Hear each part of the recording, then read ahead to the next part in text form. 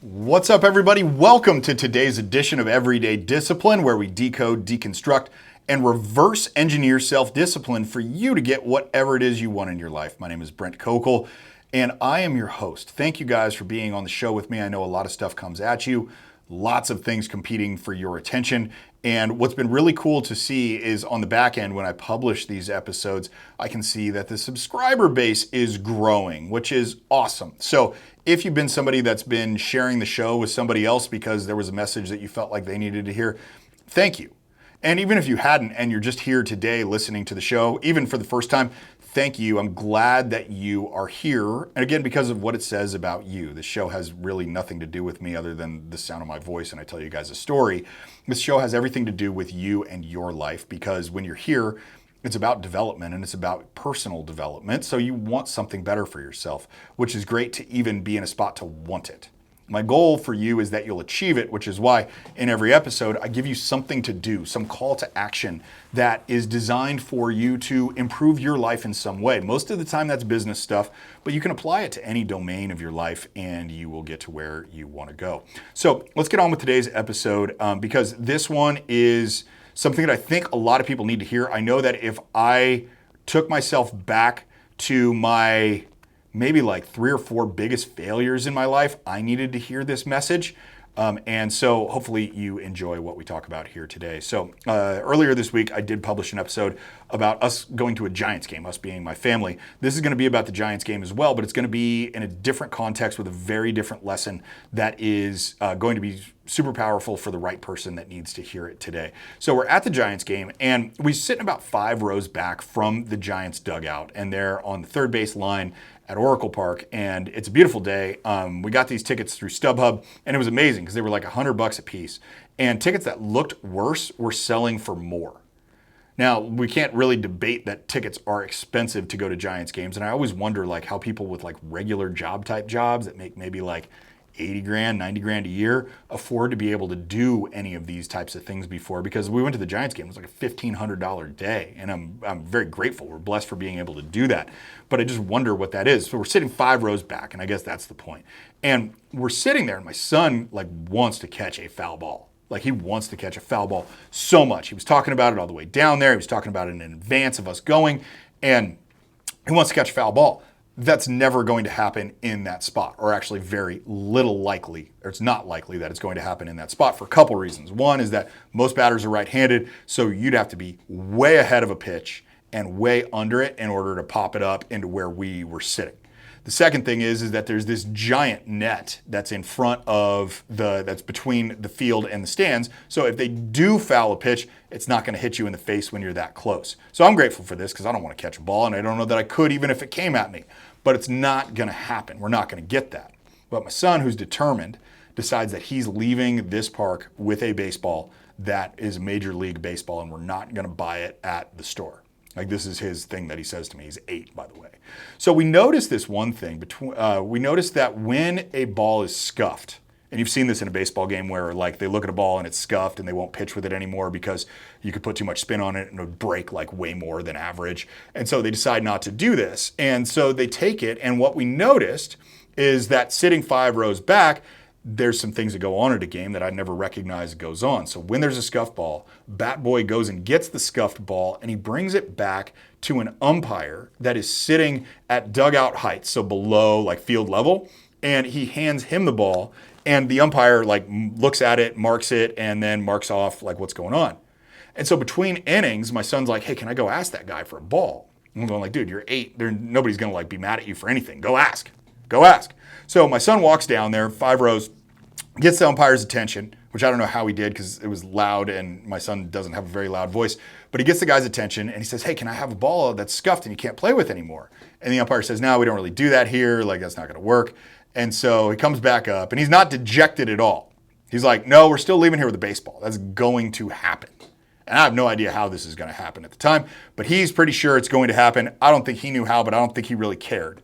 I think he was like, no, it's just going to happen. So then what happens between the top and bottom of the 6th inning, he decides he's going to walk up to the Giants' dugout because there's a roof on the dugout, but there's no walls on the side. There's a wall in the back, but no walls on the side. There's just like a fence that you can see through, and it's like a low railing. And so my son walks up there wearing his Giants shirt and his bright orange Giants hat, and he gets a player on the Giants' attention, or a coach. I don't know who it was. He gets this attention. And he says, hey, can I have a baseball that you guys can't use anymore? And they say, well, come back after the game. Because right then they were obviously busy. They were either getting ready to bat or going out to the field. I think they were getting up ready to bat. That was because they were the home team. So anyway, comes back up, not dejected, and he says, Dad, they told me to come back after the game. And I don't really think we were going to stay through the ninth inning, but hey, now we were staying through the ninth inning. We were committed. So he goes down there after the game, and there's a bunch of people that rush up to the dugout after the game to go like try to get balls, stuff signed by the Giants. And he goes and he like weasels his way into the front because he was the smallest guy there. And he gets to the very front of the line and doesn't get a baseball. Doesn't get a baseball. Giants, some guys are standing there signing autographs. My son doesn't get a baseball. Nobody's handing him a baseball. All the Giants leave the dugout. But he stays standing there. Like, it's funny. I can see all the other people leaving, and he stays standing there. And what happened next was that Joey Bart, who is the starting catcher for the Giants, comes out, back into the dugout, hands my son a baseball that is signed by him. And my son's smiling ear to ear, and he just can't believe this shit. Think about everything that he went through. Right? He says, I want to catch a ball. He knew what he wanted. He went and he asked an umpire that wouldn't give it to him.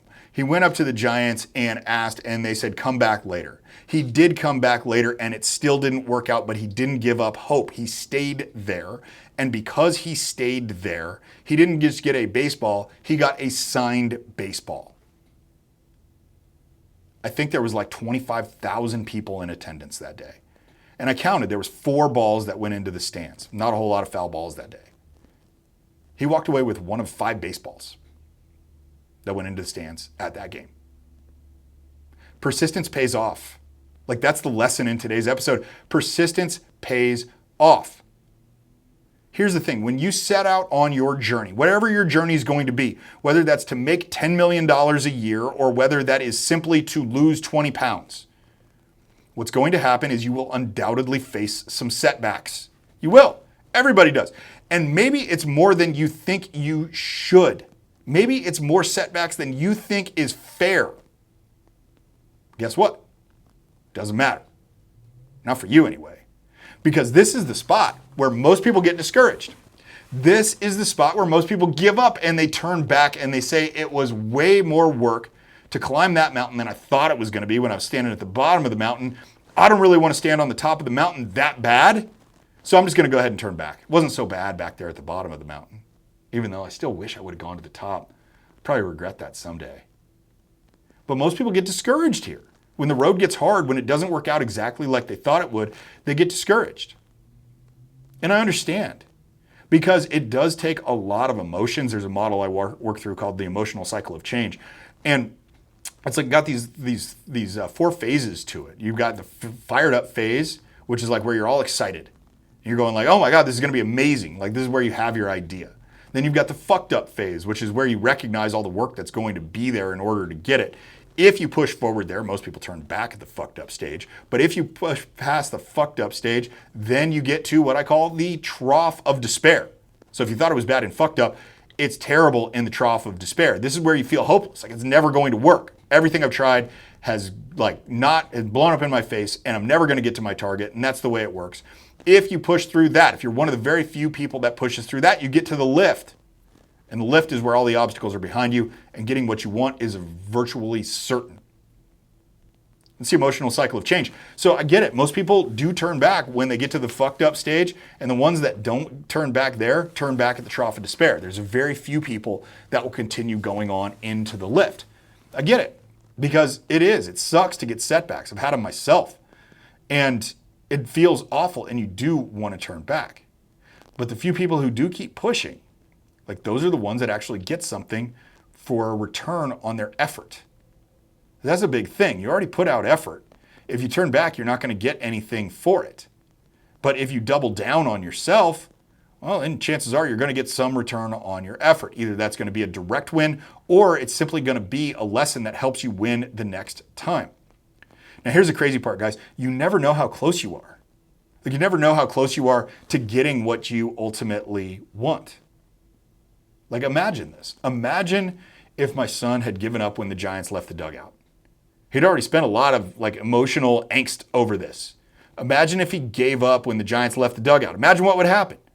Maybe it was 30 seconds before Joey Bart came back out. Like, maybe 30 seconds. But imagine if he gave up.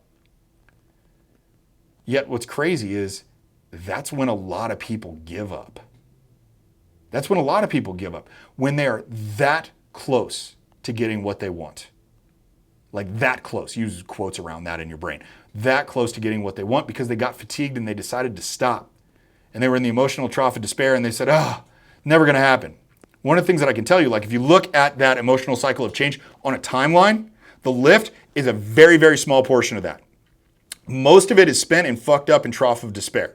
That's why so few people change. So few people make $10 million a year. So few people actually lose the 20 pounds that they've been telling everybody they want to lose for the past 5 years. It's because that lift is such a short thing. But imagine if my son had stopped. If he'd walked back and he was like, I guess I didn't get a baseball. Let's go back. He waited 30 seconds and he got an autographed baseball, not just a baseball. What if you were 30 seconds away from winning? Like, metaphorically speaking, on your timeline to get whatever you've been trying to get for however long you've been trying to get it. What if you're 30 seconds away and you give up anyway? So here's a question to ask yourself. This is the call to action in today's episode. Where are you fatigued and want to stop? There's some place right now. I don't know if it's a business thing where you've tried a bunch of stuff and it's not working out. Body thing, relationship thing, spiritual thing. Where is it that you're fatigued and you're just fuck it. I want to stop. Find the spot, and here's the challenge, is to push. Push on that spot. Push on that spot. Give yourself a week to push on that spot and see where you are. You can keep going a week. No matter how bad you feel about whatever it is right now that you're not getting, you can go one more week. I know you can. You can do it for yourself. Which, if what you set out to get is worth it, you will have no trouble going for a week. But ask yourself where you're fatigued and want to stop. That is the place, my friend, that you are the closest. Because fatigue is the strongest right before the breakthrough. Recognize that. Find that spot next 24 hours. Figure that out. Spend some time thinking about this. And then once you think about it and figure out where it is that you need to keep going, commit to yourself for going just one more week and then evaluate again. Lesson's very simple here, guys. Don't give up, because persistence does pay off.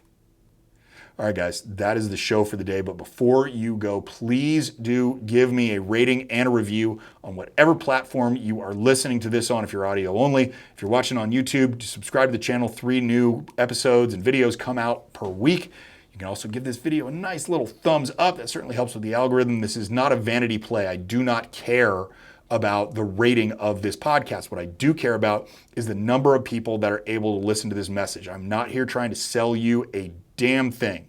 That is not the purpose of this. The purpose of this is that people out there, a lot of them, settle for the lives that they're given versus fighting for the lives that they know that they can get. I want you to be the person that fights for the life that you know you can get. It's the one you actually want. I want more people like that. So that's the reason why I ask for this stuff, guys. It's not vanity. I don't show my friends, look how many 5 stars review I have. I don't give a shit. I don't care. But all the different platforms care. YouTube cares. That's how this episode and this show in general gets out to more people.